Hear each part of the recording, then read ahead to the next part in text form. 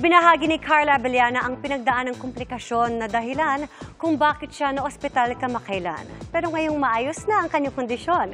Humanda pang lalo sa matitindi niyang eksena sa Withers War. Makichika kay Aubrey Carampel.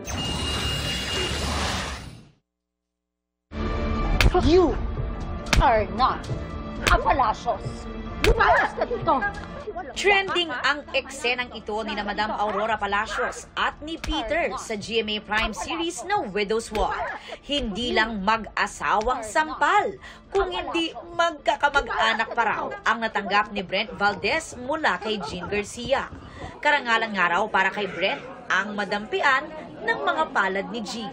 Mga artista kami, so we're just doing our jobs and professional si Peter, si Brent, 'di ba? Very professional naman siya. Marami rin kasing natuwa kasi nga marami naiinis din kay Peter. So ibig sabihin si Brent ay napakagaling na artista.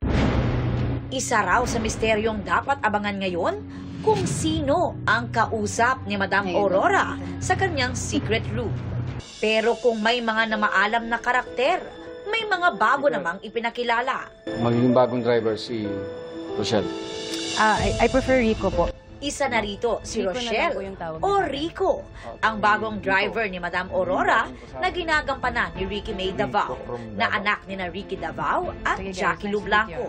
Proud member si Ricky May ng LGBTQIA+ community at very happy raw siya sa kanyang first Kapuso serye. Na-appreciate ko yung pagkasulat na to kasi yung name ko nga is si Rochelle. So, and then pero I really make it a point to say na I prefer Rico.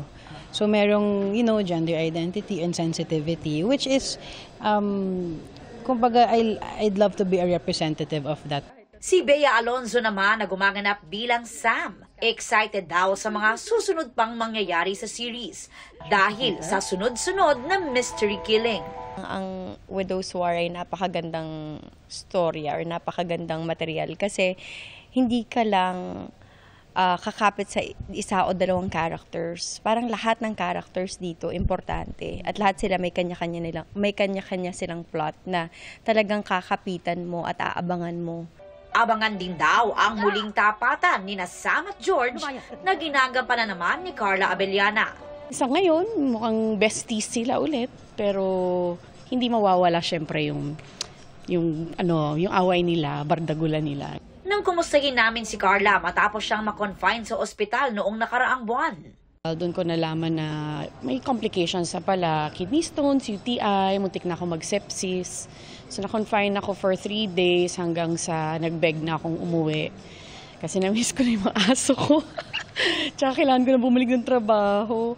Pero thankfully, pinayagan naman akong umuwi. Wala na yung infection, okay na, clear na yung blood test. X-ray, everything. So, yung na lang talaga, ubo.